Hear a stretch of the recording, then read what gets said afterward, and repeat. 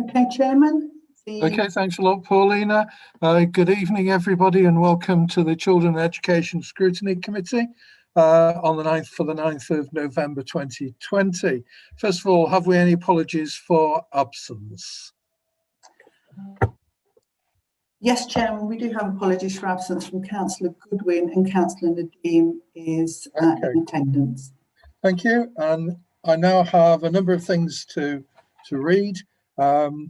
The chairman I've welcomed everybody and also members of the public watching. So good evening, everyone, including members of the public. Welcome to the Scrutiny Committee. My name is Councillor David Over, and as Vice Chairman, I'll be chairing this evening's meeting in the absence of Councillor Goodwin, who has submitted her apologies for this meeting. I'd like to start by welcoming those of the public and press who are watching the live stream of this meeting through the Council's YouTube page.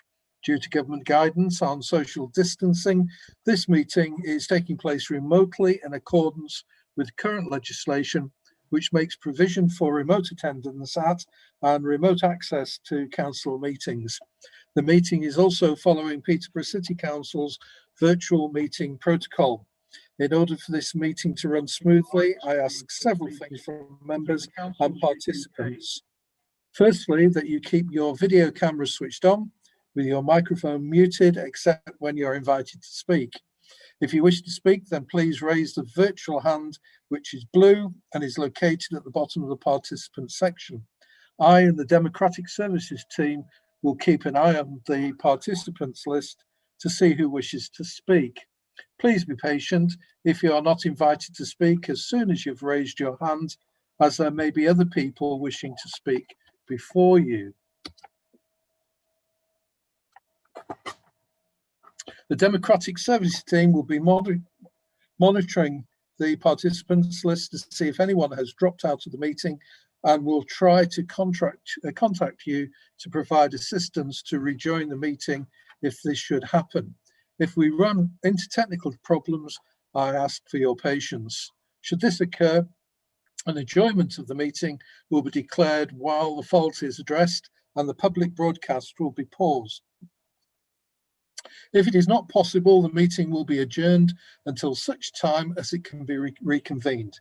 Finally, I would remind members that all virtual meetings are recorded.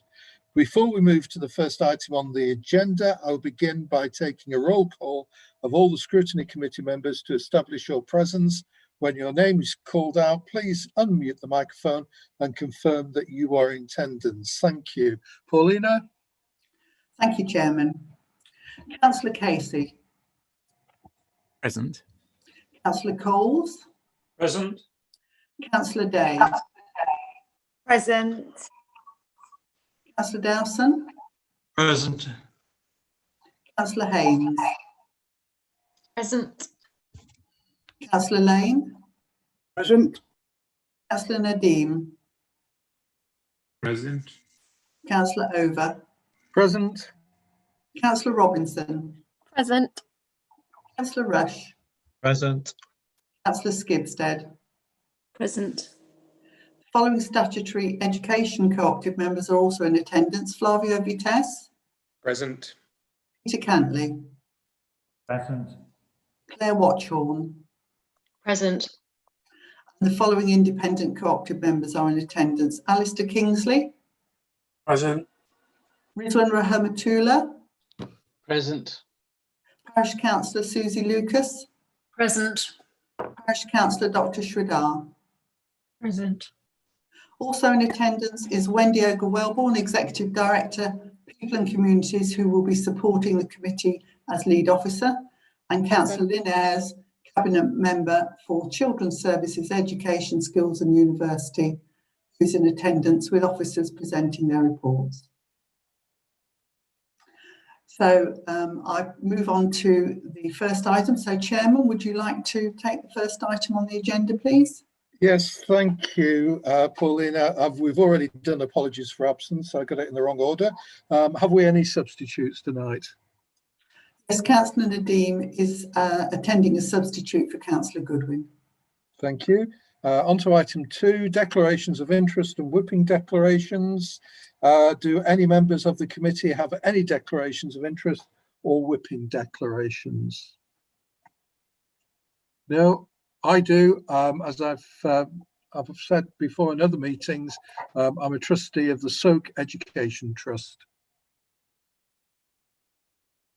Thank you, Chair. Okay, and now we move on to agenda item number 3.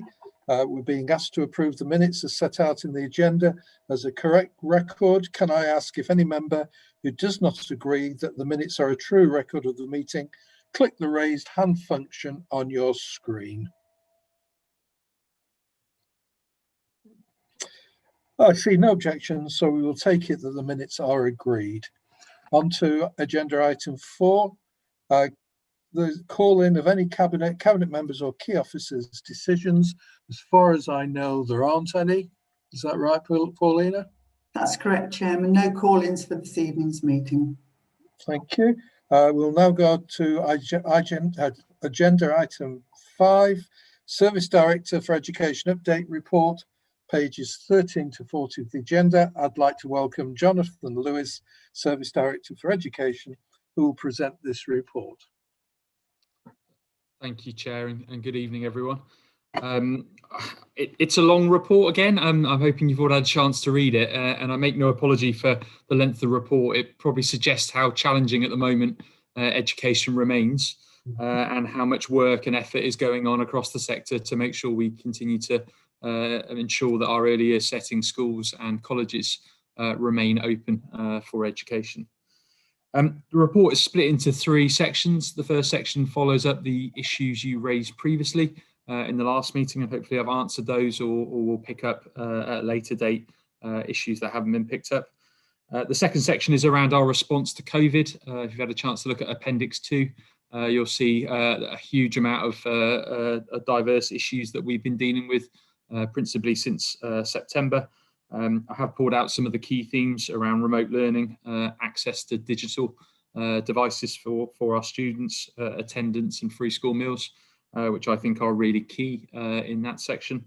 And then the final section looks at key service updates, where again we've gone across my 3 assistant director areas. You're going to hear from Tony Bailey, who's my assistant director for SEND later on in the meeting, but also picked up the really key challenging areas that we're having to deal with. And the one I'll pull out probably on there that I'm most concerned about is elective home education. So I'm not going to go into any detail. The one comment I'd make before I hand over to questions and open for comments is that education is under significant pressure. Let's not be about the bush. I've given you figures on the amount of positive cases we've had in Peterborough. That situation continues to become more challenging. Very much in line with the national picture. We are responding. We are yet to close any school, which I think is a strong endorsement of the hard work that has gone on around risk assessments, preventative measures, and the support that's gone to head teachers from Academy Trust, the local authority and the diocese, to make sure that works. But we have a long way to go, and even with lockdown now happening, the inference that schools remain open means that we will continue to have those challenges. But I am very positive. We've done a lot of work working with our school leaders, and we are in a good place compared to other parts of the country. So I think I'll end there, Chair, and ask if there's any questions on the very diverse report that I've shared with you, rather than go into lots of detail. Thank you. Thank you, Jonathan. There's a number of questions, and can we start off with Councillor Day, please? Hello. Yes, my question links to sort of 4.13 of the report, where you talk about the change from the Department of Education to recommend the local authorities work with schools, parents and other professionals, for example, social workers, before any parent makes a decision to home educate a child. You mentioned that this does not bring any resources or additional capacity. I know that you're awaiting guidance on this. What impact will this have if no resources are provided? Or are you confident in future that they will be? I'd love to say I was confident that the government are going to give us some more resources, but I don't think that's going to happen. What we've done since this report has been written is that we've automated the process for parents making that referral. Schools can now fill in an online form. We've looked at a bid for additional capacity. Obviously, what we want is a timely meeting where schools, the parent and the local authority can really be clear on what it takes to electively home educate and support. So I think we've got a solution. I think, to be fair, had this have happened at the start of September, we would not have coped with the numbers that have come through, but we're seeing much more stability now. There is still a small flow of cases coming through. I'm very confident we can deal with those currently. And we hope that the government will recognise this. You know, one of the things at the moment is this is not in legislation, it's just a set of guidance. I suspect when it becomes legislation, we hope that they would recognise the capacity issues that are needed, because we need to do this right. It's very important for safeguarding and for making sure children's outcomes are effectively managed in the home environment. Okay, have you a supplementary, Councillor Day? No, that's great, thank you. Okay, thank you. Councillor Haynes, please. Hello, thank you. And yeah, thank you for the report, Jonathan. It can't be easy at the moment.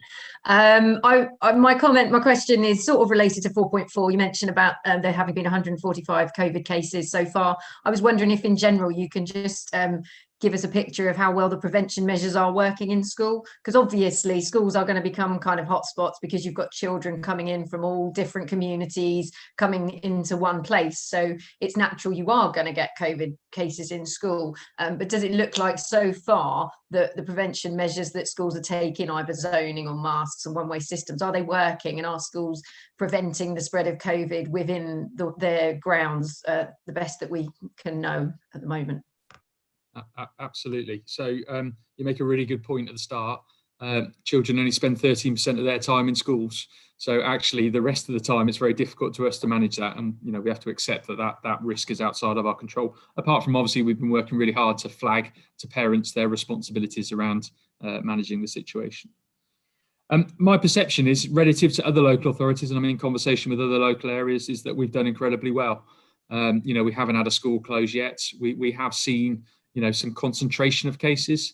I don't think any of those are as a failure of process and the preventative measures that have been put in place. So, you know, we were very proactive with secondary schools and the mask use in circulation areas. I think all schools had already done that prior to the lockdown regulations that made that a requirement. You know, zoning one way, the use of cleaning materials. You know, we've had lots of sessions with head teachers to give them the advice, make sure their risk assessments in place. You know, we've certainly signed off now twice for the maintained schools, their protective measures, and we have not had any concerns with any of those. And certainly in terms of any dealing with outbreaks and management, we haven't had to go in and say that model needs to change, it needs to be different. You know, there is learning from every case without a doubt, and we share that learning. I did a session today with the head teachers where we talked about it, but I think overall it has been successful. Obviously there are scenarios and issues, you know, children getting too close and, you know, challenges such that we can't manage that all the time. We can only do what is within our risk assessment, and I'm very confident that is happening. Okay, thank you. Peter now. Jonathan, first of all, may I say thank you to you and all your colleagues for the support and guidance that you're providing for school leaders at this time. I know how well received it's been. And I'd like to just begin by asking, with the new regulations about staff who are clinically extremely vulnerable coming into force, has this created any significant challenges for school leaders in terms of staffing their schools and providing education for all the pupils in their care? Yeah, it's been an interesting area since that was announced the other day. Obviously, this is the sort of replacement for shielding, and it came in incredibly late. That was Wednesday that got announced, ready for the Thursday. So we had to move very swiftly. My perception from speaking to colleagues is that we're not seeing huge gaps appearing. We've not had to close anything as a result of staff being identified as critically extremely vulnerable. Actually, quite the opposite, where we've had staff who have been designated in those categories who have wanted to come into work. And we've had to work with the Director of Public Health to look at how that could happen or not happen, what the groundings are. And again, I briefed head teachers this afternoon on that particular scenario. I think the one thing we are challenged with is where there are gaps, schools are having to fill, and clearly that is happening in some cases. and there is still no funding available for schools to fund things like supply or additional hours, which is placing a burden on the education system at the moment and will come at a cost. But overall, I think we've been okay. I think if the definition was broadened to include clinically vulnerable, we would be in a much more challenging situation, and I think delivery of education would be incredibly difficult. But at the moment, no massive impact with that, and obviously we are trying to support as many of those people in those categories either to work at home or supportively come into work when we have clear medical support to say they can come in. Okay, thank you. On to Al now. Thank you, Chair. Hi, John. It feels a bit bad asking about more support given that the levels of support that have been provided to schools, but notice in the report you touch in 4.3 about some of the shortfalls with the National Laptop Scheme, and I've just wanted to know whether it was through pressure or through financial support, there were any other considerations for ways we could support schools with resources should there be more and more bubbles that have to close, just to make sure that that divide isn't amplified in the city. Yeah, it's obviously very challenging. We were very disappointed when our original allocations were cut by up to 75% for some schools. And these are laptops that are accessible when a child is unable to access school because of COVID. There is the ability, and we've briefed schools on how to do this, to appeal the DFE allocation. So we've set about doing that. So every time when there's a case going through, we're strongly recommending that they share the evidence of those children that are digitally disadvantaged, which is a different measure than necessarily deprivation, because there are families where they have multiple children on one machine, and clearly you can't teach everyone at the same time on a computer. We probably can now these days, but not that I know effectively. We have also reached out. There are some charities out there that are providing IT equipment. So we have made available access to some of those refurbishment processes. Some schools have bought laptops for children in care. We've paid for laptops as well to make sure they are available. And we'd be very open for people coming forward to support us to make sure there are more devices available. It's a really challenging area because we haven't had huge amounts of children sent home to date. But if we were to close down again, obviously that digital disadvantage appears very, very swiftly. So, all our schools are ready for those children to have access to printed copies, etc. But really, we want live lessons. So it's going to be an ongoing gap. And, if we had the money, we'd buy them. But fortunately, we don't. So we are looking at other options. So we're very open for people who may be able to support us with more laptops or devices. Okay, thank you. I've got Councillor Robinson on top of my list. Yes, thank you. Good evening. My question's about 4.1 and educational psychologist availability. So I know in the report that you note funding restraints to recruitment and asking for more money from MHCLG, but I wondered what are the impacts of those. For example, whilst we might be hitting the 20 weeks, is the average time to process an EHCP increasing? Are statutory assessments being done by specialist teachers instead of EPs? So I can firmly believe that they are all working diligently, like you say, but what is the current scenario? What is the impact for maybe not having as many ed psychs as we'd like?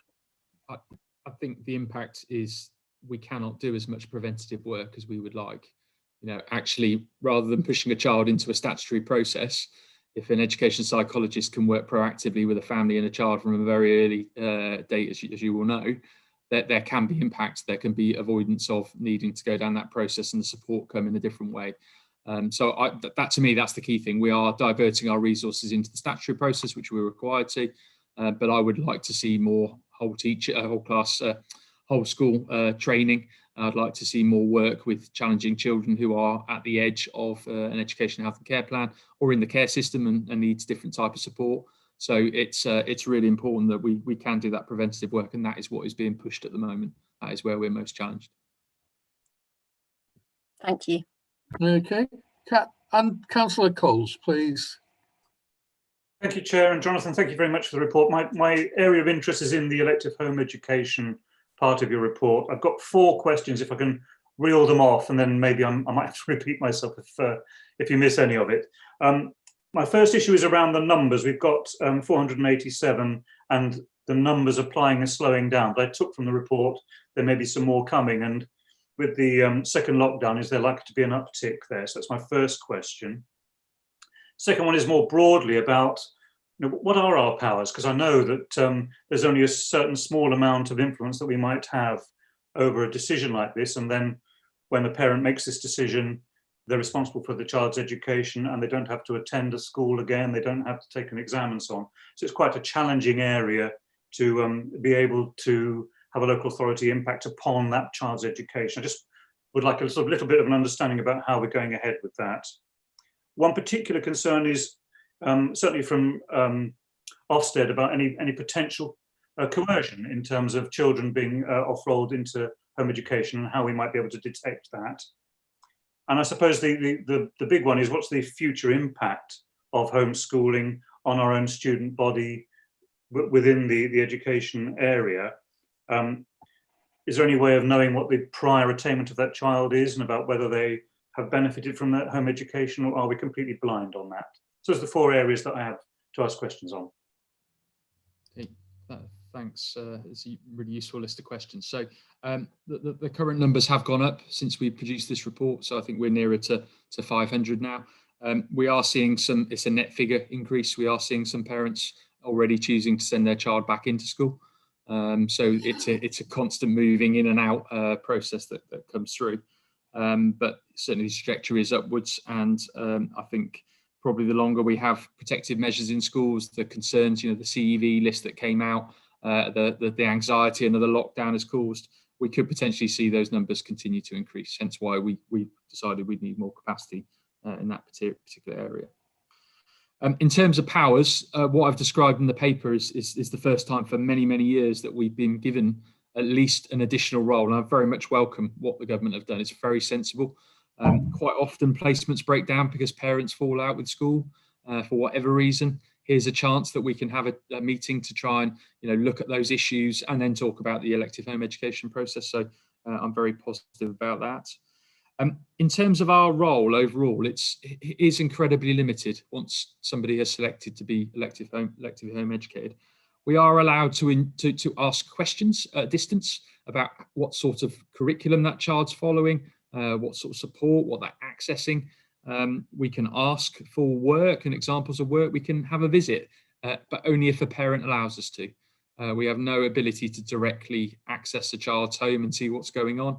The lead in this area is a qualified teacher. We took that decision several years ago, and it's certainly paid off because we can provide advice and guidance to parents. Lots of parents do work with us, which is really, really positive. But our role is very little. Obviously, we've got a safeguarding role and an education standards role. Interestingly, Councillor Lynn Ayres has been working very closely with Simon Bywater from Cambridgeshire as part of the Eastern region, where Essex have been leading a really interesting piece of work around what the legislation should look like. There's an Education Select Committee review at the moment, which we very much welcome and will be inputting to make sure our view is very clear about the risks, the challenges, and actually the benefits. It's around, we're not going to be critical of the area because it is a choice, but there does need to be some checks and balances in there. And we do have some power, actually, just to close off on that point around if we are concerned about a child. Obviously, there is the legal process we have about being concerned any child, but we can issue an attendance order and require that the child re-attend school as well if we are extremely concerned, but we have to have good evidence to do that, which is often difficult to get. So that's that particular situation. In terms of the off-rolling issue, I think that's probably the best way to describe it, Councillor Coles. The guidance we've received is very clear that Ofsted will be checking that children aren't suddenly leaving at key points of the year. So we are monitoring the cases as they come through. Now we have a meeting. There's a good opportunity to judge whether that is part of the process that's going forward. We also monitor when children come off roll. So there's certain times of the year when they're not counting towards exams, for instance, that we keep a really close eye around February time for GCSEs, SATs, sort of March time. And we just keep an eye to make sure suddenly children aren't disappearing off roll. And there's been lots of national press around that and some concerning issues that we don't have in Peterborough, to be fair. We don't see this issue a lot. I've never had to intervene in a school around off-rolling. You know, we have had disputes, absolutely, but again, this process should help cement that discussion prior to a child leaving, which is really positive. In terms of the future impact, very little. We don't get to see the results. They don't count towards our results. Some children will sit exams, some don't. Peterborough College, formerly the Regional College, does a great job of hosting a group. They work together. They support them to access exams and support. You know, great credit to them for the activities they're running, but they don't count against our results. So judging the impact is incredibly difficult. And if you read the Education Select Committee report, there's not a lot of information about, is it the right thing to do or not? Obviously, anecdotally, children can be better supported in different ways. You know, if there's a range of benefits, but you know, definitively, are children affected by it? Yes, no. Very hard one to judge in terms of that output. You know, we want to support, but we want to make sure a good decision is made, and that's where this piece of guidance really helps us moving forward. Okay, thank you. Councillor Skipstead, please. Yeah, thank you very much. I have a question around the National Tutoring Programme, which was 421. I just would like to know how recruitment will take place, and have you got enough, can the school access enough tutors for this programme? That was the first question. The second question was on 4.30, when you were talking about support of head teachers at the moment, and I'd like to know how schools are doing this, because I know head teachers are under a lot of strain. What kinds of things are being done by schools to support the heads? Thank you. So the National Tuition Programme, the government announced since this report was written, the providers that have been made available. So there's 31 nationally. The one we've been working with, the Schools Tuition Partnership, which is based out of Unity Academy Trust in Suffolk, has been successful. And it's one of the few that is actually run by an education provider rather than a private sector organisation. So really positive engagement, and many of our schools have signed up to access that provision. The benefit of that provision is it allows the schools to register their own tutors directly with them. So it could be their teachers that aren't working full time. It could be people that have worked with the school.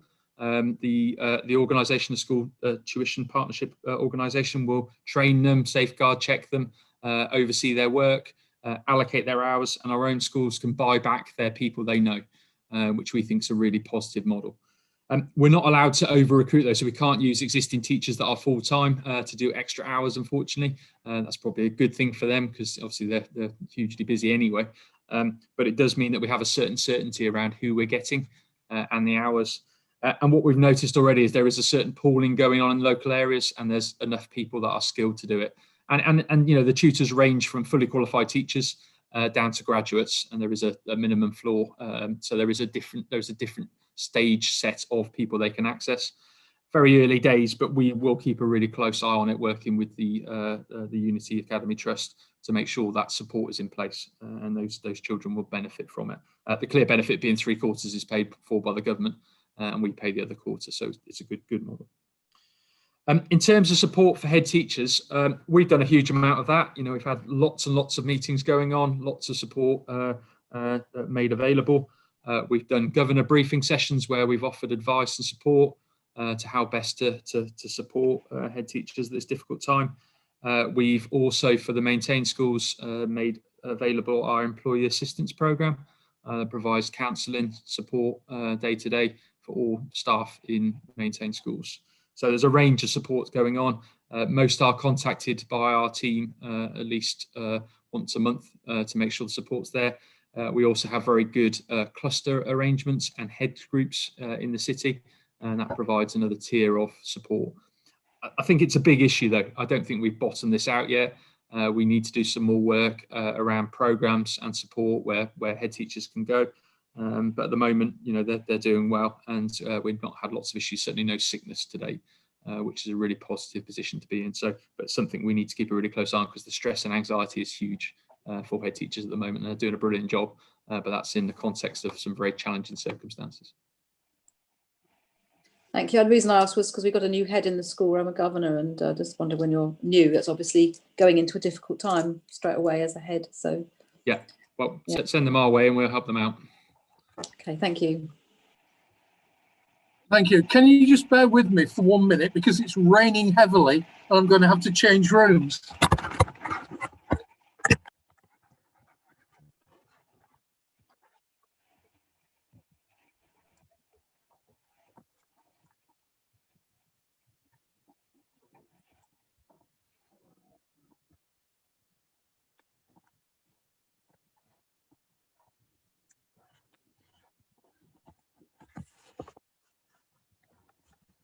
Right, that should be a little bit better.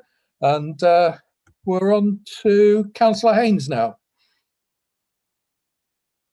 Oh, thank you. I've got a question about the Greater Peterborough University Technical College, about them expanding to year 7 and eventually year 8. And I've got sort of 2 aspects to this question. The first one is that initially when the college opened, their Ofsted report wasn't great and said that they initially lacked the appropriate knowledge and skills for their specialised curriculum. So I was just wondering, in a time where it's difficult to recruit teachers and they're now going to be expanding to Key Stage 3, you know, what reassurances do we have? What kind of staff are they getting? Are they using current staff, or are they employing new staff to make sure that they can provide that, what I assume will be a broad Key Stage 3 curriculum for the year 7s?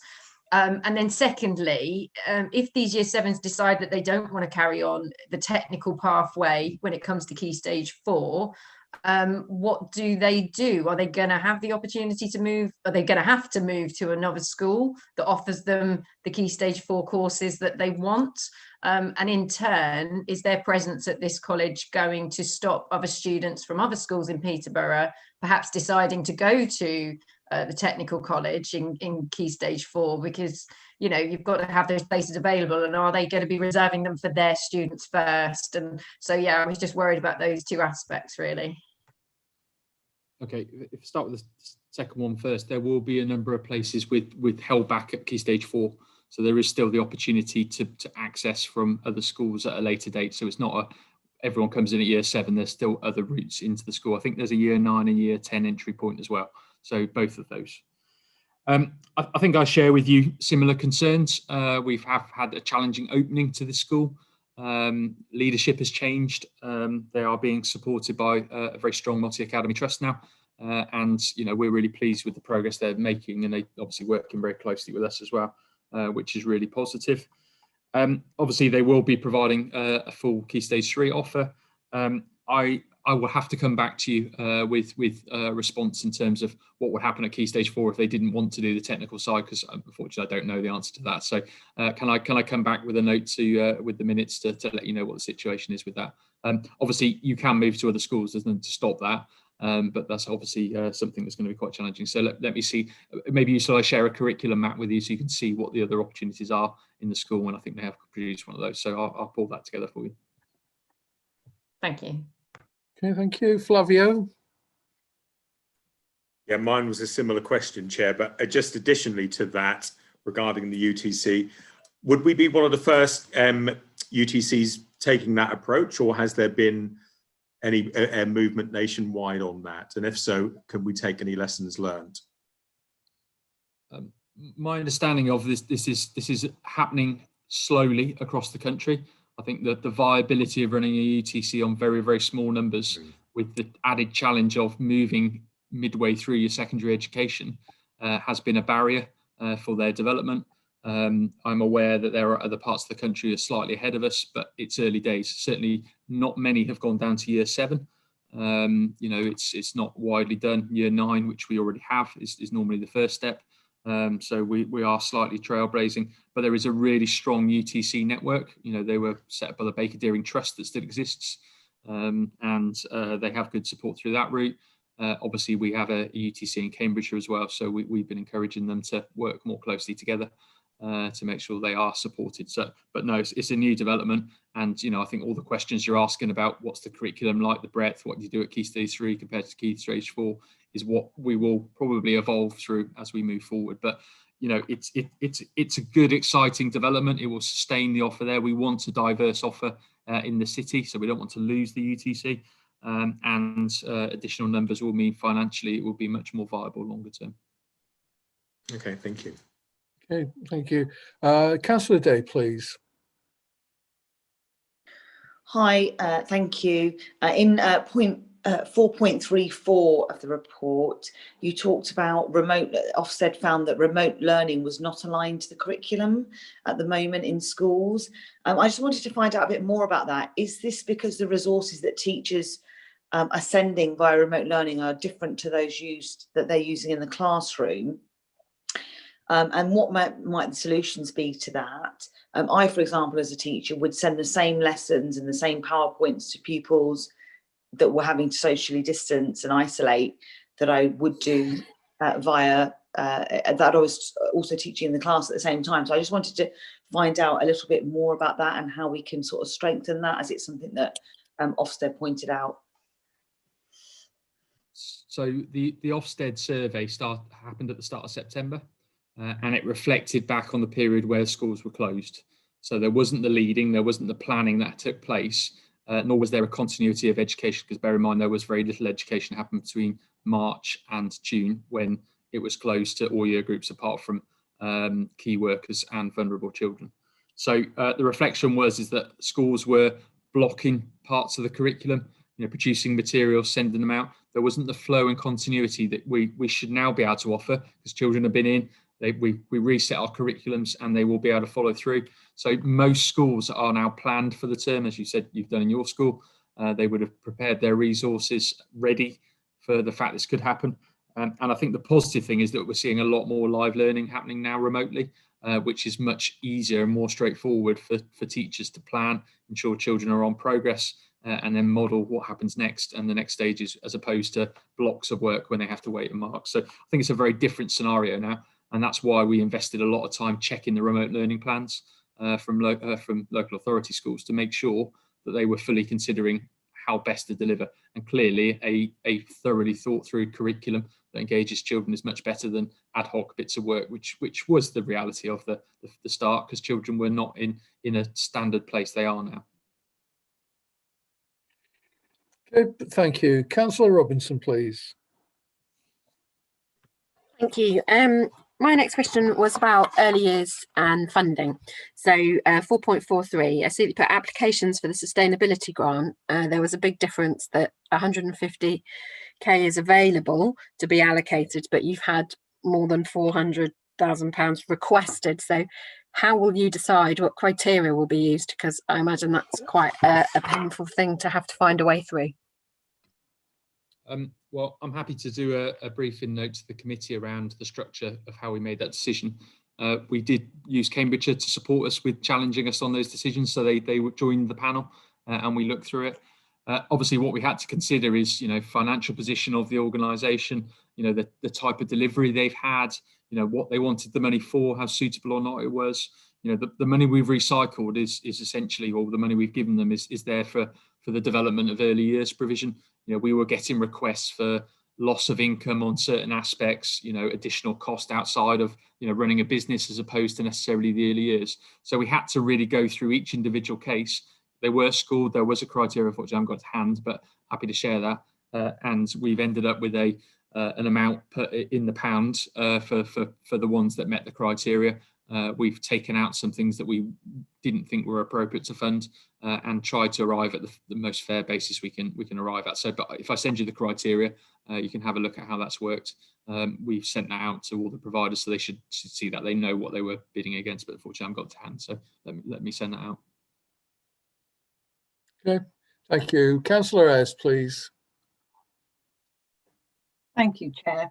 I wanted just to return and to mention elective home education again, because Jonathan did raise that and my name earlier, and just to confirm that we have been very concerned about it in the past few months, and certainly Councillor Bywater and I have attended meetings for the East of England network, which is quite a lot of counties around us, and the prospect of dealing with, of trying to look forward and do something about elective home education and make sure there are more powers for local authorities, and hopefully funded powers as well.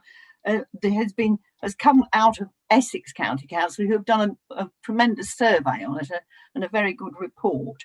So we are looking into that very considerably. And I want you to be assured that we as two local authorities will, obviously in discussion with Jonathan Lewis in particular, we will be looking into that in some depth and trying to put forward our view as well to help the select committee. Just to finalise by saying, I was very surprised when I first realised, looking at this elective home education, that there isn't even a central register of every child who is home educated, and I just thought that was the most extraordinary thing, really. However, there is certainly more going on now, because these meetings that Jonathan has referred to, where we can have meetings now with the parents, and in particular, I think the most important thing that has to be explained to them is that if they make this choice, having heard all that that they will not be getting in the future, and in particular will not necessarily be able to go back into that school from which the child came once they make that decision and they've gone, I think that is probably going to be quite persuasive for some. So but those meetings have started, I gather, Jonathan, and that being the case, and Tony Bailey will confirm that, I'm sure, as well. So we will report back to you, of course. Thank you. Councillor Coles, please. Thank you, Chair. Could I just return to the appendix on the National Literacy Trust, and thank you very much for that information. It's a very positive story. But just a couple of points, if I may, Jonathan. Are they able to operate under the COVID restrictions at all? Are we potentially going to see a drop-off in terms of uptake in children and young people in reading? Second point is about measurement, and it's pretty light. I mean, we see quite a bit of increases in resources and 2,566 new library users, but it's awfully quantitative. Have we got anything qualitative about the benefits? The third part is their role in adult literacy, because clearly if 16% of adults are not really good readers, and they're there to support their children who may not be good readers, how, if anything, are they able to help out with the adult parents and carers of children who are struggling with reading? Thank you. Okay, so in terms of the COVID situation, clearly it's impacted. So our year of reading, we've had to do it remotely. That has had an impact, of course it has. We've also lost a set of data, coming on to your next point, that we can't measure impact because we haven't had any information to base it on this year. There is some qualitative data and quantitative data that we can share, particularly about, and the one thing I was most pleased about in the very early days is around how many extra children were engaged and enjoyed reading, because that is obviously what we're trying to get out of this project, is try and build that love of learning, reading, because it's really important in terms of having impact. So I could certainly ask, or perhaps Councillor Coles, we could bring back in one of my future service director reports some data to show the impact that it's had. Happy to do that. In terms of the adult literacy, absolutely. You know, you can see we can't support children reading out of school that 13% of time in school. Clearly, if children are going to develop, they need their parents to support them to help them read. And certainly City College and Vivacity, as it was now back in the council, have been very proactive at signposting, supporting the development of adult reading and literacy. You know, we've accessed a huge amount of books that have been very helpful for adults, because they're not always forthcoming, through the National Literacy Trust and the publishers they work with, to make more of them available. But I think probably we're overdue a bit of an adult skills report to come to this meeting. It might actually go to another committee. I need to check that, because I know the committee structures have changed. But certainly, you know, developing our economy and ensuring that our children's outcomes improve is going to be really important, to pick up those learners that don't have, you know, level 2 in English and maths, to make sure that they are developing. So happy to bring something back on that, or perhaps speak to Pat Carrington about whether she could provide some information on adult literacy. I think that'd probably be a sensible thing to do. Okay, thank you. Councillor Skipstead, please. Thank you, Chair. I had a couple of questions, Jonathan, relating to the highlight report. I know you mentioned the catch-up funding, but what I know there are schools that have spent several thousand on corona-related items, to, for example, disinfectant and that kind of thing, up in the region of maybe 14,000. Is that something that they will be receiving back, refunded for? That was the first question, which is separate to the catch-up funding. And secondly, you mentioned the free school meals. There is an issue around getting these out to children, and I know that some schools have been using teachers, which seems a poor use of resources. Is there any way that our coronavirus hub volunteers could help with that? Because it seems that they are struggling to get, for example, in some schools they've got up to 50 children who are isolating at home and are on free school meals, and they're having to get the food out to them. So there's two issues there. Thank you. Okay, in terms of funding that's been made available, a small grant was made available for the period from March until July for exceptional costs that were limited only to cleaning when there was a positive case, opening in the Easter holidays, and free school meal vouchers. None of the costs of general additional cleaning, signage, supply, basic additional running costs resulting to COVID have been funded. And we have regularly requested that the government give additional funding for us. At the moment, that has not been forthcoming. So I did joke earlier that I might write to Marcus Ratchford and ask him to ask the government for it, because it's probably the way we can get things at the moment. So I might try that on Twitter later just to see if he can come up trumps again for us, which is interesting. So we may be asking that, but it's going to create a financial pressure for schools without a doubt, particularly in our smaller schools where it's more of a burden. In terms of the free school meal issue, I think if schools are struggling, they need to come and approach the hub. I've not had any requests from any heads to do that.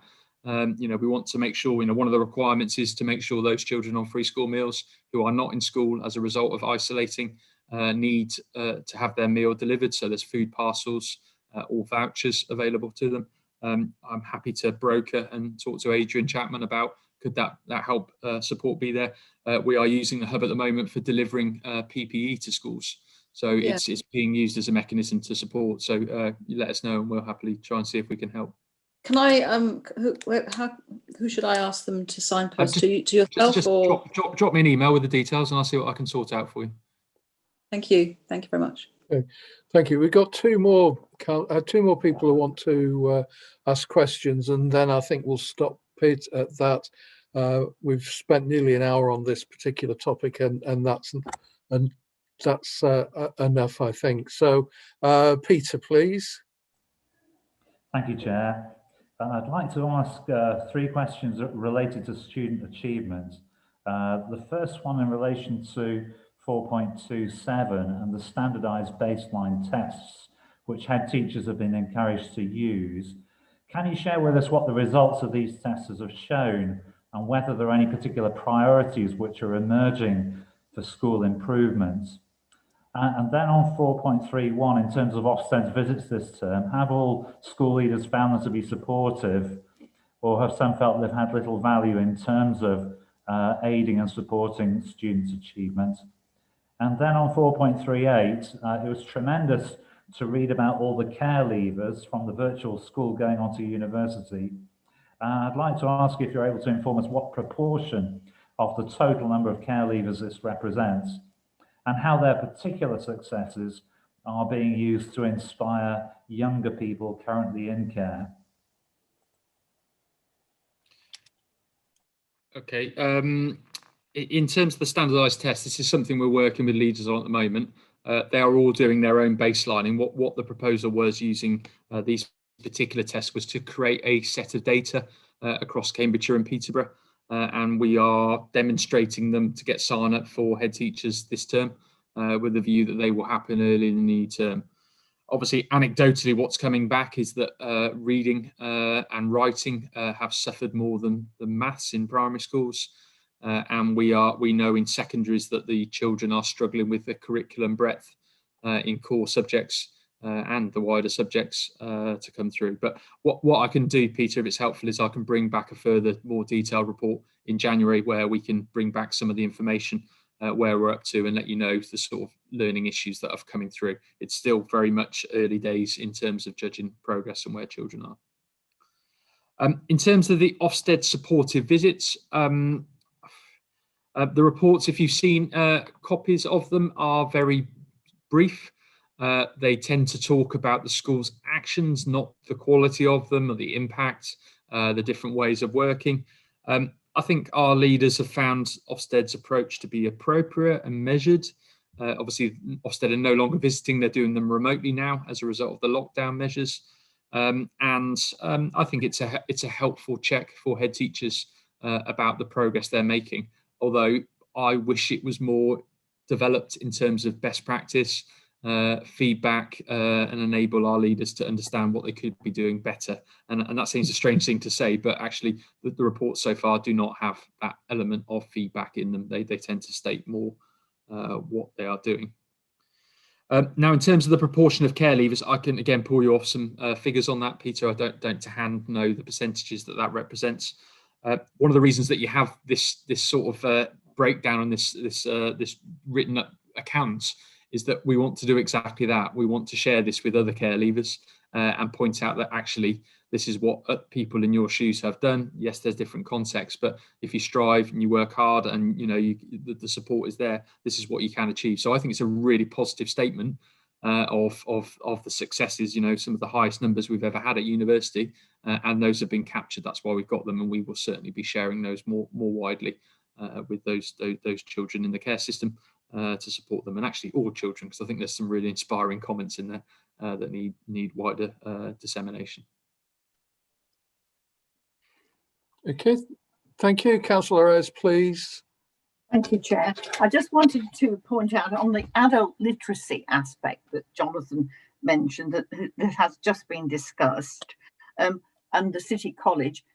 Pat Carrington is in fact doing a report for the March meeting of this scrutiny committee, and it may be that she can put a section in there about your inquiry over adult literacy, which of course is to do with children as well. So I will do that because I'm meeting with her next week or the end of this week, can't remember. Okay, thank you. Okay, thank you. I did say it was going to be the last question from Councillor Ayres, but Councillor Day put her hand up right in the middle of when I was speaking. So Councillor Day, please, your question, and then after that, that's it, we move on. Bless you, that's very kind of you. I just wanted to say, actually, make a point that home education is not always a bad thing. I've got quite a few friends that home educate their children. And when I worked in the museum profession in education, lots of children came to me from home education groups and actually had a rich and broad curriculum, more than schools could offer. So I just wanted to make that point because I felt like we've been a bit negative about homeschool education. But my question is about exams. Now, is there a possibility during this COVID crisis that we think that exams might become a bit more flexible? So, for example, will there be resit days? Will the government look towards coursework-based assessments? I know that there's news of a vaccine, which means we might not have to worry about exams. But, for example, the mock exams, my school are rolling out mock exams from the 16th of November. I think they're following suit across Peterborough. All schools are doing that. Some schools are doing that at different times. Is there any streamlining or standardisation that means that if we do need to use these mock exams as centre assessed grades, that we have that process in place so that it will be robust and it will be shared with all schools? That was my question on exams, really. Okay, the guidance that came out on the 5th of November with the lockdown reiterated the guidance that had been sent out previously that the government is adamant exams will happen this year. I keep hearing about a plan B. It's mentioned quite a lot in the education press about how they may do that. Obviously, centre assessed grades were used this year. Part of the basis of those were mock exams. So we've obviously encouraged, for the importance of what Peter described earlier, baselining where they are is a really important thing to do, to try and do a solid set of mock examinations. Quite difficult at the moment where you can't get too close together and you can't you've got to try and manage in a COVID safe environment, but they're certainly ongoing to do that. So, that there will be a plan B. There'll have to be in case, a significant change comes. One of the things they have said is that there will be some adjustments for the fact that certain areas of the country have had more lockdown than others, and education has been more disruptive. How they would do that, that just the mind boggles how they would work that through. But that has been announced and will form part of the consideration for Ofqual and the government moving forward.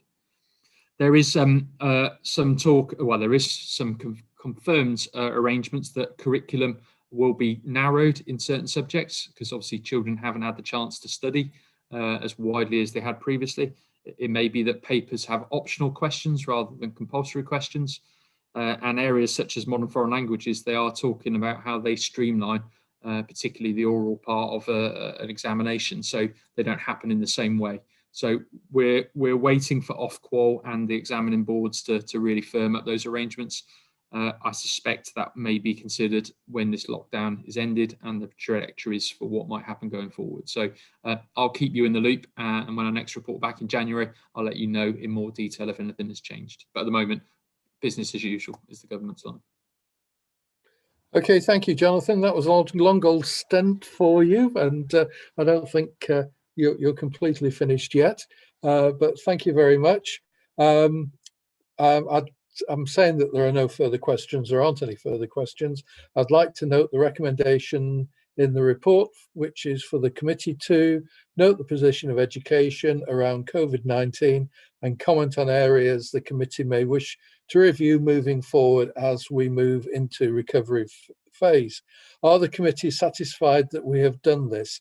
Please indicate by raising your virtual hand if you object. No, I can't see any objections, so the recommendation is agreed. So thank you all, thank you officers for attending and presenting the report. Well, in fact, one. Okay, on to agenda item 6. This is the written statement of action. We're going to try and limit this to 30 minutes after taking such a long time. And Jonathan and Tony are involved in presenting this report. Jonathan, are you going to introduce it? No, I'm gonna let Tony do it. I need a break, I think. Yeah, okay. Don't be with you. Right, okay. Right, Tony. Thank you, Chair. I'll just go through the report as it was written. It was meant to be looked at in conjunction with the actual written statement of action, which was a piece of work done in response to the local area inspection, which happened in Peterborough about 18 months ago, which highlighted areas of significant weakness that we needed to respond to. So the report takes you through the areas of progress that we've gone through with the different work streams, which address each of the 5 areas of weakness that was identified. We obviously have had an impact because of COVID, and it's stopped the level of progress that we would have hoped to have had. But I think in the climate that we've seen, the level of progress that we've managed to do to come through has been really quite impressive. And we met recently with the DFE and NHS colleagues on the 29th of September, who recognised the progress that we'd had was very good and very pleased with what they were doing. However, they did suggest that we needed to work a little bit more on evidencing the impact measures in terms of how young people and families were benefiting from the work that we're doing. But a lot of the work that's been undertaken is at a strategic level, and it takes quite a bit of time for impact to be shown at that level. Nevertheless, we are pushing forward to make sure that we get those impact measures shared and identified so that people can see that. Just some other areas of interest that I would like to kind of outline before I take some questions. Across the different work streams, in the first work stream, there's some suggestion that a balanced model for occupational therapy was being looked at. Unfortunately, that's come through as being more expensive, to the tune of £600,000 or around that area. So we might be in a position where we need to relook at that to some degree. So we will do that. However, the CCG have recently recruited a specialist commissioner, which will help us to do that. So hopefully that will help to push that forwards. And just to go back and just to raise some issues around part-time timetables in 2.4. Schools have all got guidance around how that should be working, but there's been a significant amount of work that's been undertaken in relation to the wider inclusion agenda within Peterborough that's impacted on that. And the new inclusion team that's being developed has been working closely with our attendance team to make sure that we're monitoring that and making sure that we've got a real handle on where part-time tables are. And we're also undertaking a larger consultation around inclusion services, which will come to an end in November, which we hope will also have an impact on that.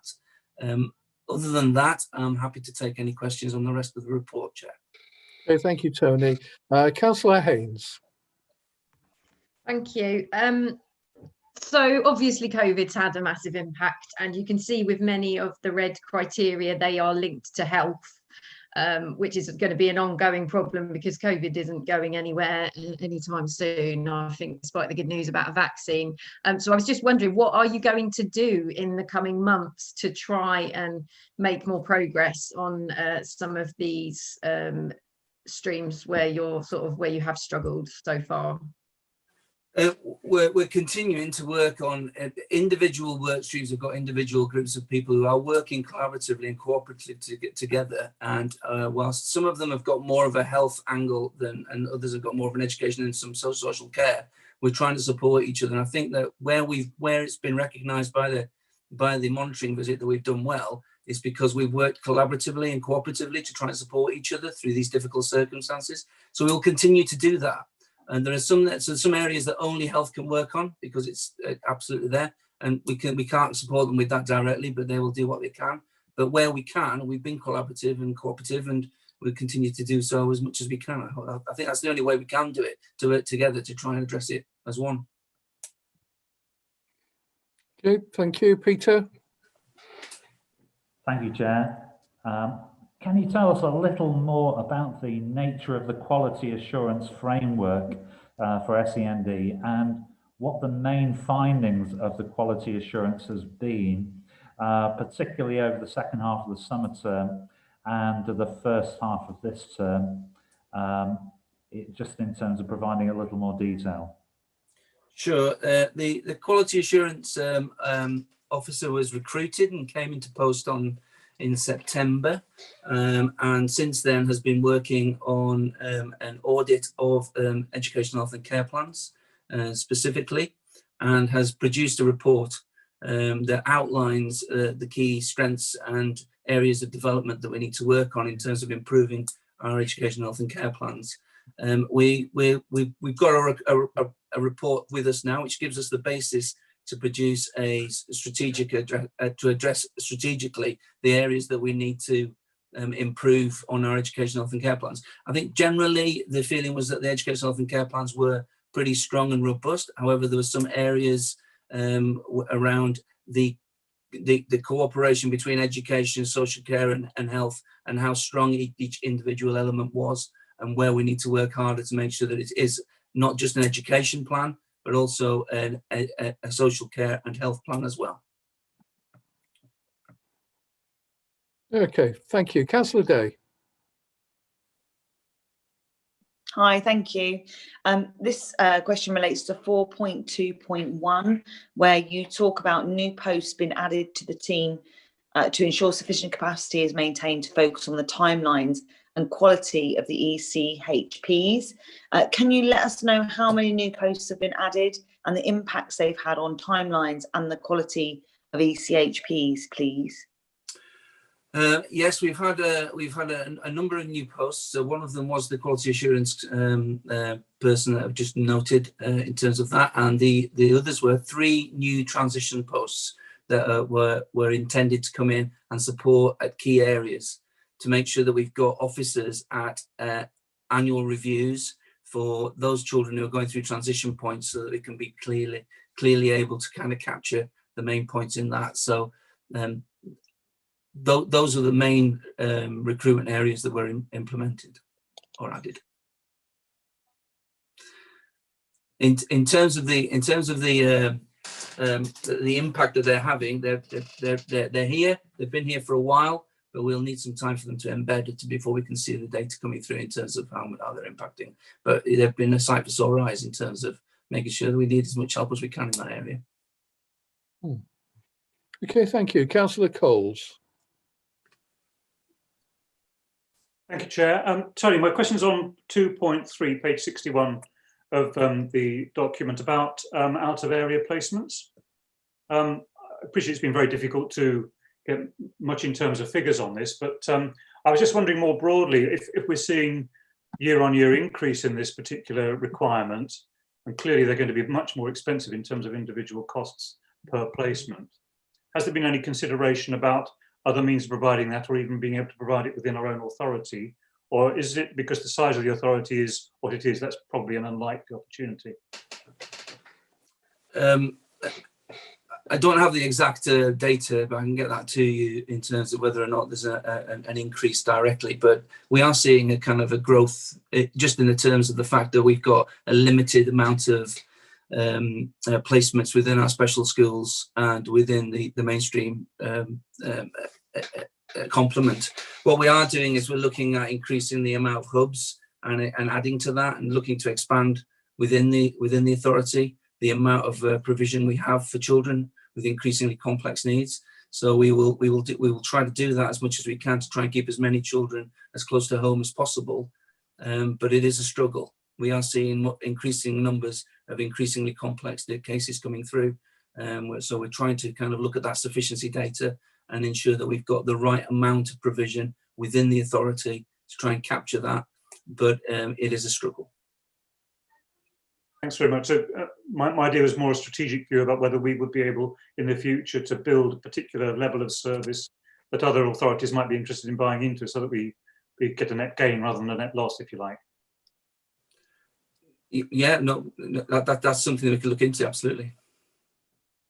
Okay, thank you. Councillor Day. Hi, this is relating to 4.4.6, where it talks about waiting times for secondary and aged ASD and ADHD pupils have increased due to the pausing of assessments in response to COVID-19. But it says, however, these have now been recommenced. Can you quantify the waiting list for ASD and ADHD? And let me know how it's going, please. Thank you. I'm sorry, I'd need to defer to health colleagues for that information. That data would be very much coming from those. So I don't have that data to hand. I can certainly source it directly and come back to you in a briefing paper for this meeting. What we do know is that it has been impacted by COVID and obviously slowing down.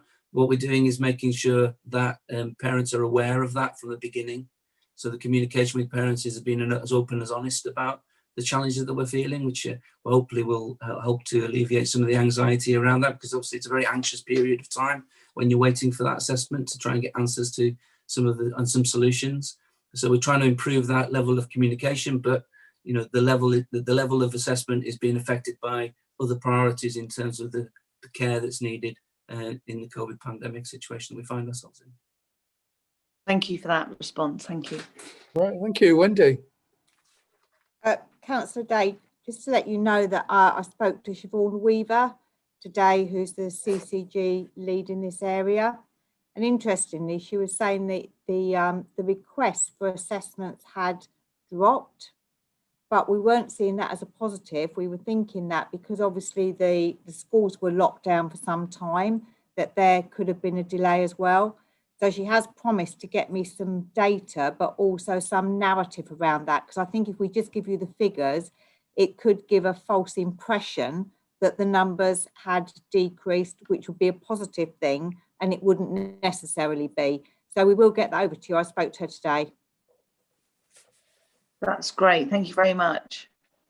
Okay, thank you. And if there are no further questions, I'd like to note the recommendation in the report, which is for the committee to commend the efforts to address all the workstream actions within the written statement of action, especially within a challenging landscape caused by the COVID-19 pandemic. Are the committee satisfied that we have done this? Please indicate by raising your virtual hand if you object. Councillor Day, are you objecting? No, I'm not. I think I left my hand up. Sorry. Okay. No, I'm not. Right. Okay. Thank you. I can't see any objections now, so the recommendation is agreed. So thanks to everybody who's been involved. We move on to agenda item 7, update on early help, older children and vulnerable adolescents, strategy development and the Best Start in Life programme, pages 77 to 150 in the agenda. I'd like to welcome the following officers to present this report: Nicola Curley and Helen Freeman. Good evening. Okay. Hi, thank you. Hello, everybody. And can I just apologise for the incredibly lengthy title for this report? So we will work on something a bit snappier for next time.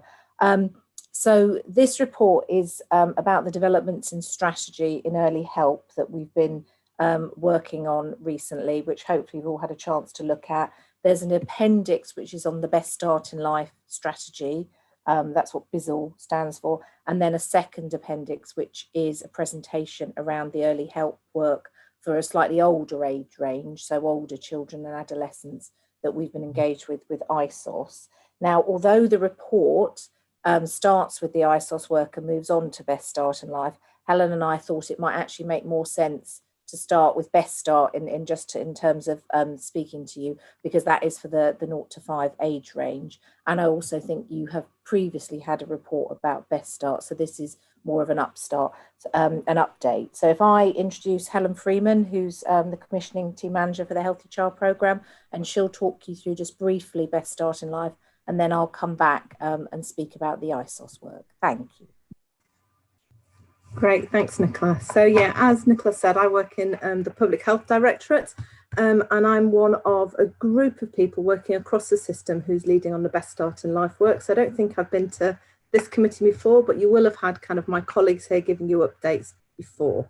So if I kind of just say where we've got to, I think last time a paper came to this scrutiny committee, and we were at the stage of kind of saying, we've done the research, we've worked together as a system, we've got the strategy, and now we're getting ready to test that strategy with some practical kind of pilots in terms of how we can work together as a system across kind of early years education, early help, children's centres, alongside health colleagues such as health visitors and maternity, to see how, if we work together, we can make some differences, particularly in that period from pregnancy to 5.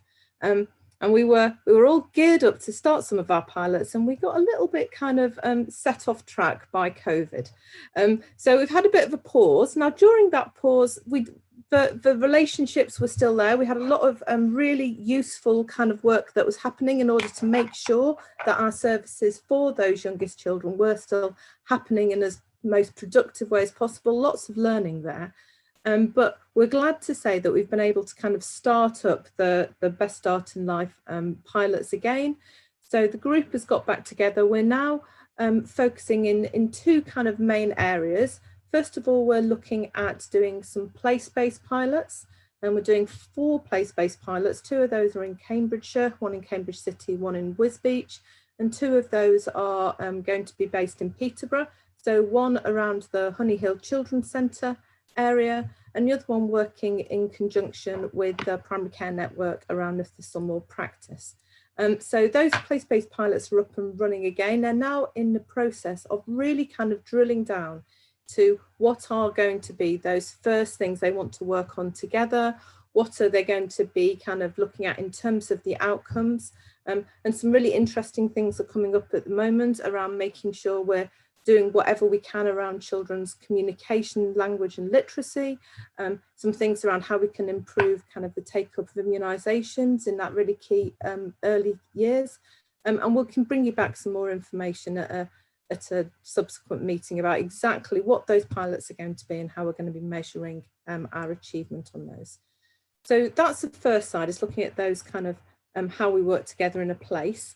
We've also got a set of work streams looking at what are those kind of more structural things we need to do to improve our working across the piece. So looking at how we can strengthen our digital offer. Obviously, over the last 6 months, our digital offer has become increasingly important, but how we can do that in a more systematic way, all the way from maternity all the way up, so that our parents and our families get an easier way into good quality information and support, and able to access support that where they can get the information for themselves, but also then getting that help from a practitioner where needed.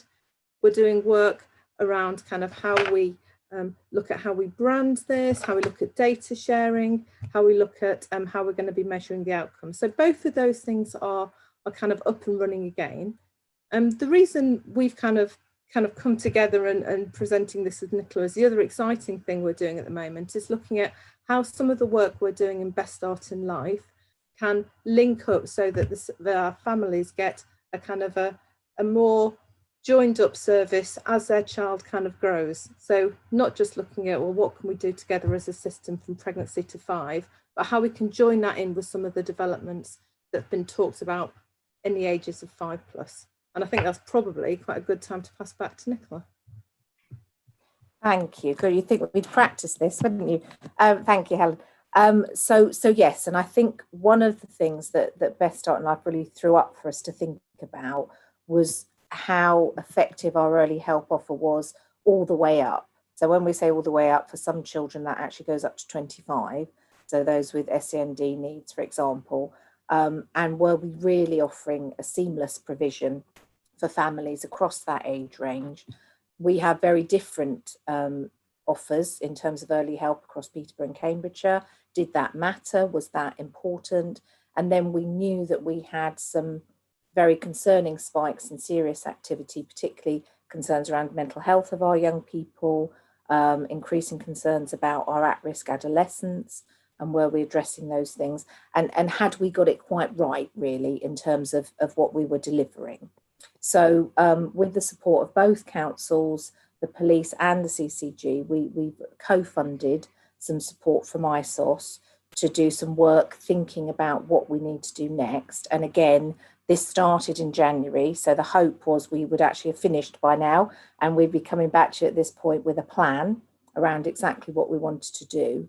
But although we were able to achieve phase 1 before the pandemic, and the PowerPoint that you've got as the appendix is actually the outcome of phase 1, so the findings of the various groups and information gathering that we did at phase 1, we then had to pause.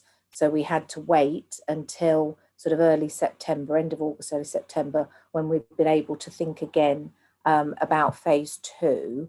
And phase 2, really, I'm just looking for the page number to direct you. So the little Venn diagram, which I think is page 80, I think gives you a really good sense of what we're now trying to tackle in phase 2, which is looking at is the core early help offer the right one, and how do we need to perhaps amend that? What should be the adolescent offer across both local authorities? And there's some very good practice in both. So, you know, how do we capture that and bring that together? And then particularly, I think, what do we think our mental health offer should be for young people? So if you think of it more as emotional health and well-being, as well as a tight mental health offer, how should that be presented? But recognising, which is why we've got the slightly lumpy title, that actually we need to be looking much earlier. So we need to be talking about 8, 9, 10-year-olds, not starting when we talk about adolescents in mid-teens, because we know that a lot of these concerns start a lot earlier. So that's the piece of work that's ongoing at the minute. We're in a series of workshops around those 3 strands, and we will be reporting back to Early Help Strategy Board that Wendy chairs in early December, and then hopefully we'll be a lot clearer about what our ultimate plan is going forward, which obviously we can come back and update you upon in the new year. So I'm quite happy to take any questions. Helen and I have try and do our best to answer them. Oh, thank you, Nicola. Al is the first question. Thank you, Chair. I was just looking at the key challenges that were identified in terms of impacting on children's healthy lives on page 98. And one thing not referenced in that section was about the impact of nutrition, food poverty. And I just wondered, given it was looking at other aspects, including obesity and tooth decay, whether that was or wasn't a relevant place for that to be on one of the key impacts. Helen, I don't know. Yeah, so obviously kind of, yeah, nutrition and kind of just healthy lifestyles in general is something which is a key component of things like the Healthy Child Programme. It is looked at in terms of our health visiting offer. And in terms of food poverty, that's something that the system has been working kind of really closely with in terms of our early help colleagues with kind of the broader system. I will have a look at kind of the bit you're talking about actually in that document to see actually if we could, if it's strong enough in there that that's actually a key area that we need to make sure isn't lost when we're taking this strategy forward. So thank you for that. I know it's definitely something that is discussed amongst kind of our local practitioners, but it might be that it's not strong enough in that document. Okay, thank you. Councillor Robinson, please. Yes, thank you. So my question about the Best Start in Life and the place-based pilots. I noticed Wisbech, Cambridge City, they've got children's centres, and then Honey Hill's one of them. So my concern is how well will the work in the areas where there's no children's centre nearby, you know, how are we, through the pilots, capturing that variation that might come across as to our people living in Cardia or Newborough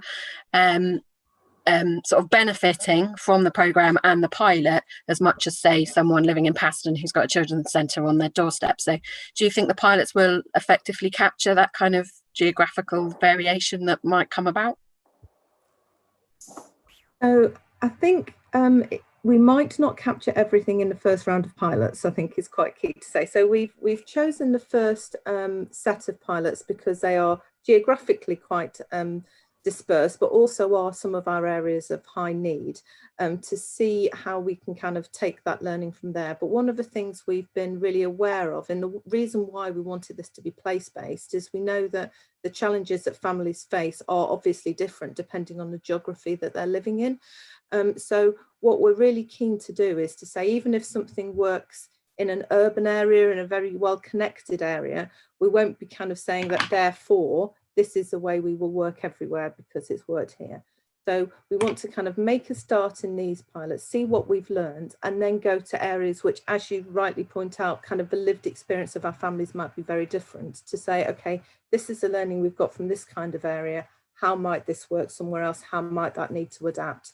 Because yeah, there's no point doing something that's place-based and then put in a solution that might not work for all of those different types of communities. Okay, thank you. Councillor Doe, please. Hi, I'm really impressed with all the work you're doing around this, particularly because I was a young mother. I had my son when I was 19, and you know, I lived in the city centre, so I was quite lucky to access lots of coffee mornings and activities, and live near the regional college to get onto a course of education. And my son got a place at the nursery there, so it enabled me to move on and learn and develop in my own way. I just wondered really, how are you kind of supporting young mothers like this? It's really interesting as well. My son's head teacher from his primary school just put up a post on Facebook, and her sister was my son's midwife. So he had a midwife, then he went to the head teacher, you know, then he went to a school where the head teacher was his, the sister was his midwife. So there was a kind of like this early years program, this early start in life has kind of been going on. Like, people are looking out for people, but I'm sure there are people, you know, I'm quite proactive, and I went out and looked for those things. And I was in a really vulnerable situation, but I just wondered how you're sort of supporting young mothers and people that might not be able to get access to that kind of help. I think there's a couple of really good points in there, in the sense that actually there's been some really good practice from lots of people for a long time. And one of the things we absolutely don't want to do in terms of any of this work is say, do you know what, we think it hasn't been working at all. Again, we're wanting to look out for those areas where it has worked and build on that. Specifically in terms of young mothers, the Healthy Child Programme, which I will talk about first because it's the area I know best, we have as part of that the Family Nurse Partnership, which is particularly kind of there to give ongoing support to our most vulnerable young parents. So those young parents who might have more complex needs, as well as kind of just being a younger mum. but we're also aware that all young mums might have other challenges just by the virtue of the fact that they're young and they have other things going on in their life at the same time as kind of becoming a mother, which obviously brings about its own challenges. So as well as having the Family Nurse Partnership for the last year, we've also now had something called our Enhanced Young Parents Offer. So instead of just having the standard health visiting offer, all young parents will also be given an enhanced offer, which includes more visits and kind of just a bit more eyes on that person, somebody who is their named person that they can talk to about any issues. That's also working in conjunction with our children's centres. So as part of the new specification for children's centres, it's really clear that there is a duty around offering support, peer support and other support for young parents. So they're definitely a target. And we know that this period has been really tough for young people and new parents. So it's been a group that we've been particularly looking at closely to make sure we've got that support right, because I think they've been doubly impacted by this period. Okay, thank you. Before we go on to the next question, I've got 1, 2, 3, 4, 5 hands, blue hands up. So I'm not going to take any more blue hands once I get through the ones on the screen, because time's getting on and we've got really about half an hour left of the meeting. So please forgive me if you have a question. I'm sure it can be done in writing after I've called the last 5 people. So Councillor Coles, please now. Thank you, Chair. Nicola, it's one for you. It's just like deja vu. 4.5 years ago, sitting with you, designing early help because we needed something to fit in to the early stages before we get to more impact upon children's services. And what we've seen quite clearly is that there's been such a growth in demand that early help has become more and more difficult to provide at the lower level. Particularly now we're seeing, I think it says in the report about 140, is that there's so complex issues now being dealt with at the early helps area. So I suppose my concern is we try to develop something new. Is there any chance you see in the future of being able to support all of these children and young people and reducing the demand on children's services, or are we going to be frank about this and say some of these demands are particularly challenging and we might see that it's going to continue to rise? Thank you. Hello. I think there's a lot in that. So I think what we know is that things have changed quite significantly already because since we started the piece of work because of the pandemic, and I think we are anticipating that there will be increases in deprivation and increases in difficulties for parents in managing, and they are likely to need additional support, and that's going to probably continue for some time because of the economic consequences of the pandemic. I think in terms of the broader question, I think what we're trying to do is to maximise what we have got and understand better how we can target early help. And I think sometimes, and we've been talking a bit about this in the groups, early help is not a particularly helpful term always because it's very broad and it means lots of different things to lots of different people. So I think what we're talking about is, so Best Start in Life is very much about a supported and universal offer that has additional things put into it to support people. I think as the children become older, the strategy that we're looking at now is more about targeted intervention at an early stage of things starting to become difficult for children and their families again. And how can we make that as effective as possible? And how can we make sure that the interventions that we deliver actually prevent escalation into more costly interventions and services, both for the council, but also for those families in the first place. So I think it's about trying to get that balance. I think, we are seeing greater need, but we're also managing the need much better, particularly at the higher end of the spectrum, and actually we manage that very effectively, I think. So it's just about trying to align the middle bit more precisely in terms of the need of children and young people now, and I think actually we stand a really good chance of doing that with the resource we've got available at the minute. But the idea it will be able to solve everything, I think, is probably a little bit optimistic. Does that answer the question? Mostly it does, yes. I think the only other question for me is we depend so much in Peterborough on the schools to handle quite scary cases. And obviously they do complain from time to time about the level of thresholds that they're handling. Do you see any change in that in the future that will make it a bit easier for them? So I think what I would say first of all is schools have been magnificent during all of this. I have to say I've been really, really impressed and grateful for how flexible teachers and heads have been during the pandemic. And I think if we needed any lesson in how important it was that our children are in education or in an education setting, I think we're all really very clear now about the difference it makes for children and young people.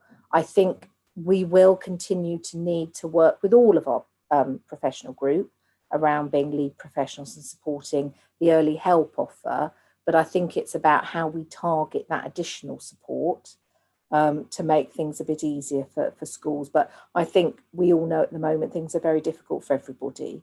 And we just need to work together to try and support each other the best we can until we start to see the light at the end of the tunnel of all of this. But yeah, we will need to still rely on people to help us. Thank you very much. Okay, thank you. Parish Councillor Susie Lucas, please. Thank you very much. Nicola, the question follows on from the answer to Councillor Robinson. If you could expand a little more, because the report does mention differences in the accessibility of services. And I'm particularly interested in rural areas, whether you think the place-based working will address this, given it's not embedded yet. And of course, there's a limitation in resources.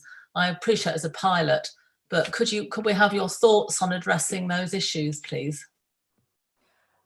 So I think this is part of what Helen was talking about before. I think we recognise that it's easier to sometimes to support people in an urban environment, in a smaller area where people perhaps can walk to services. It's easier to deliver things. We've deliberately picked different geographical areas for the pilots, and particularly a rural area, to see what the different challenges are and how we can overcome those. I think some of the benefits of the pandemic have been thinking about how we can deliver some services virtually, some things more successfully, and some of the things that have worked incredibly well are online delivery of parenting courses, for example, and some of the sort of self-help things that we've been able to set up on the website for parents. So I think what we're trying to do is to look at the different ways we can offer support and join things up. But we need to see what the pilots say really in terms of what additional things might be needed to support people in rural areas. But we do recognise that there are differences. Okay, thank you. Thank you. Councillor Skipstead, please. Thank you. I just had a quick question around funding. I just wanted to know in relation to the challenges 4.19 in the BSIL report, how at risk is the programme from lack of funding? And do you think the council has promised enough money for this to be successful? I think that funding isn't really a risk at the moment. The issue is more about kind of the capacity and the time scales really at the moment for us. So what we're looking at is about how we can use the funding for our services that is kind of locked up in separate budgets and different kind of professional teams, how we can use that kind of funding more effectively together. The challenges are more around making sure we have the resources we need to move this forward at the moment. So obviously, both local authorities have investments in people who help us with project management and service redesign and lots of things. And at the moment, a lot of those people are really busy supporting some of the COVID effort. A lot of our operational managers who would have had some of their time to do some of this development work are also having to kind of manage new demands on their time in terms of looking at the kind of the current challenges. So what we're kind of really aware of is what we want to do is do this properly, but do this in a way where we have the staffing capacity to do it. We have a staffing team at the moment who are all working really hard in unprecedented times. So if that means that some of our pilots, we might have to run on a bit longer, we might have to kind of test fewer things and do it kind of one after another, then that might be what we'll have to do in order to be able to manage this programme kind of alongside the challenges of the pandemic at the moment. But at the moment, I don't think it's funding that's a concern for us. It's more about kind of all of the other challenges that our kind of staff team have on at the moment to do with the pandemic, and making sure that this development work, albeit really important to kind of build on the learning. One of the things we talk about is let's recover together, you know, let's build back our services, building on all of the kind of the strengths of things we've learned in terms of how we've supported each other during the pandemic. But we can't kind of have the same capacity we would have done in normal times in terms of development work. I suppose I've just add to that we have found a little bit of additional resource to help with the project development. So we do have a little bit extra to support with that. But I think the other thing I'd say is Helen, is I've just been incredibly impressed by the enthusiasm of people on the ground actually who want to do this. And I think in some ways feel it's a little bit of a relief from all the COVID work, which is a little bit, you know, depressing for everybody. So actually being able to see something positive happening and make a bit of change, even if it's going to take a bit longer than we'd hoped. Actually, lots of staff are saying how much they're really valuing that opportunity. So we are trying to keep it going. But yes, it's not quite as seamless as it would have been otherwise, no. But we will get there, we're absolutely sure. Thank you. Thank you. Peter, please. Thank you, Chair. In section 4.5 of the report on page 78, it mentions that it's not possible to tell from this data that the right families are being targeted. And so could you clarify what data would be needed in future in order to be certain that the right families are being targeted? So I think this is one of the perennial difficulties around early help data and some of the way that we're able to measure success, because a lot of this is quite long-term, longitudinal work, and we don't necessarily know that we've been successful for some considerable time afterwards. I think what we've been working with over time are the families that are referred to us. And there perhaps is a piece of work that needs to be more. I think what that's referring to, so I think what ISOS have been reflecting back to us is that, are we looking for the right families? Are we going out into the communities and finding the families that need our support? And sometimes are we working with families, not that aren't benefiting from what we're offering, but actually perhaps could be supported to look elsewhere, to take up some offers of early help and support. And actually, do we need to reshape who we're working with? So I think that's what they're trying to get at. And one of the outcomes of the piece of work with them is that they're going to help us design a much tighter data set so that we can more accurately measure outcomes and see if we've got the right people, or we're as close as possible working with the right children families, and then we can actually measure against what's happening in terms of our more intensive services. Are we actually seeing a reduction in demand there? So that's going to be one of the outputs. And if I can just add to what Nicola was saying, this has also been something that's come up in the Best Start in Life programme, in the sense that we have lots of services who spend a lot of time doing some really good assessments. And are we sure that we are sharing that assessment across the system as well as we could?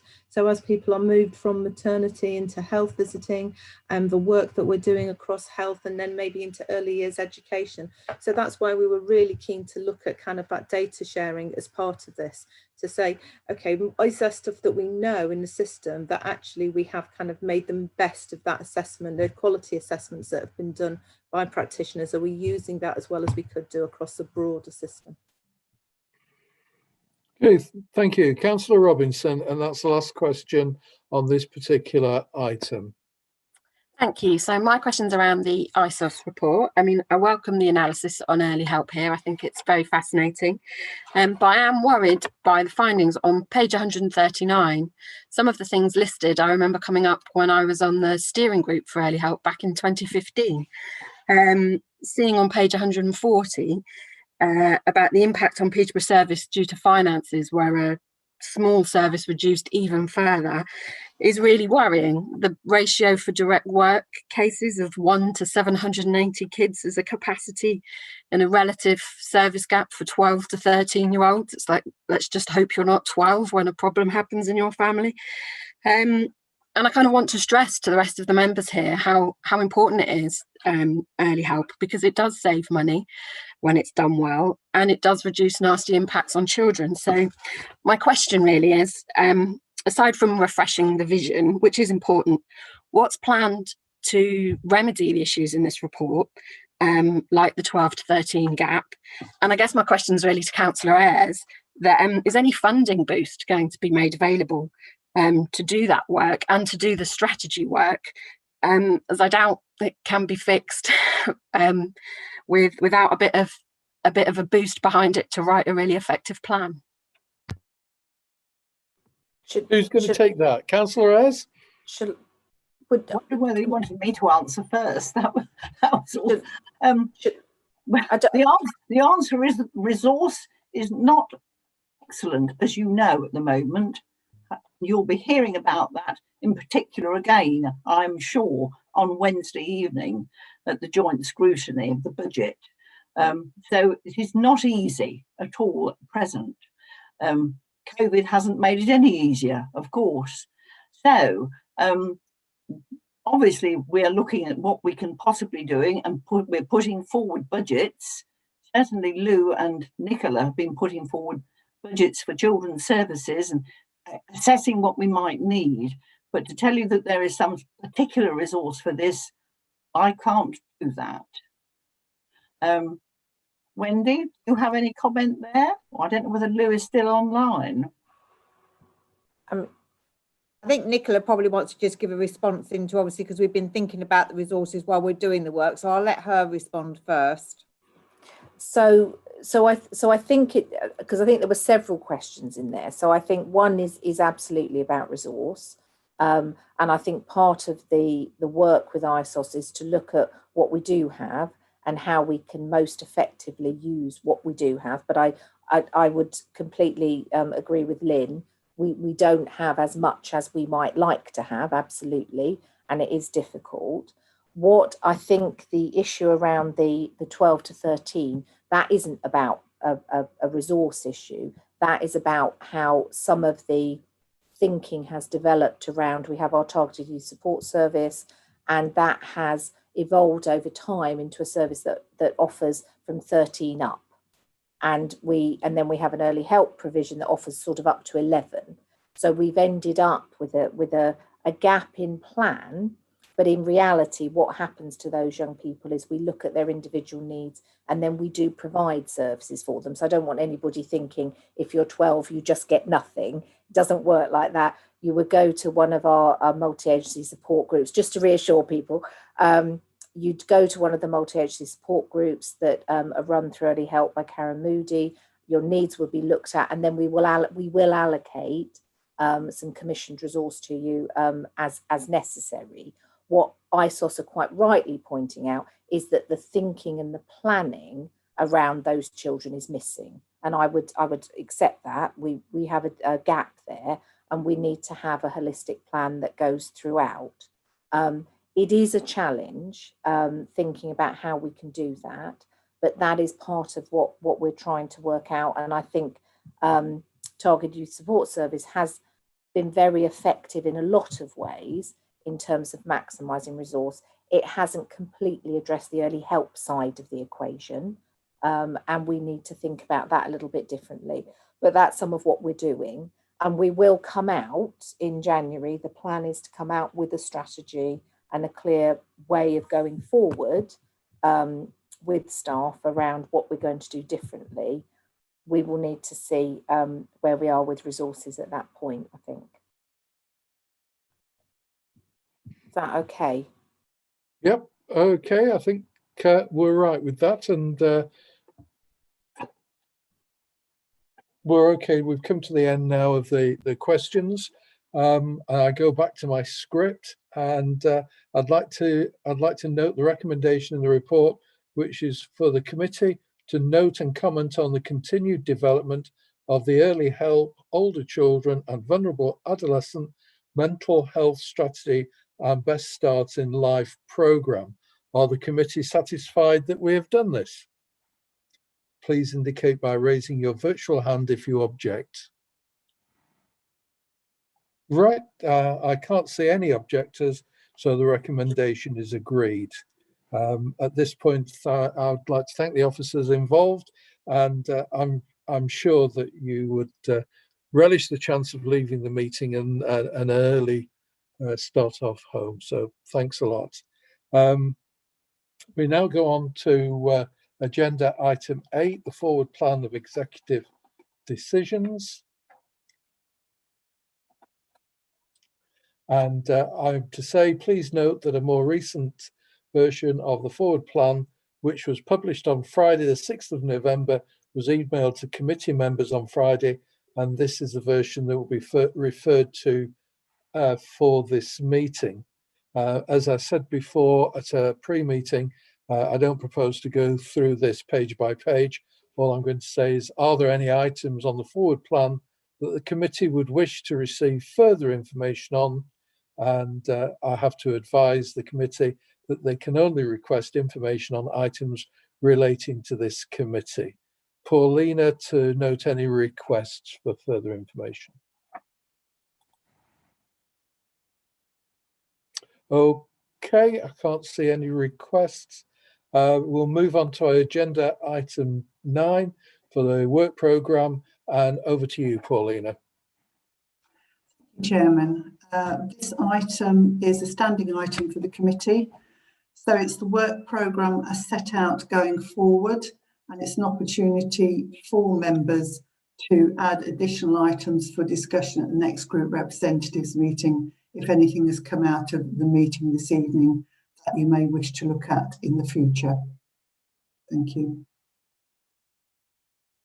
Okay, thanks, Paulina. Have we any comments with regards to the work programme?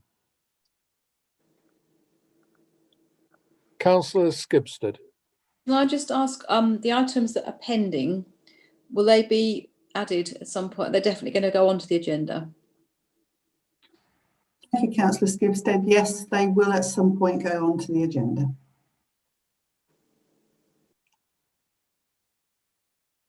Okay.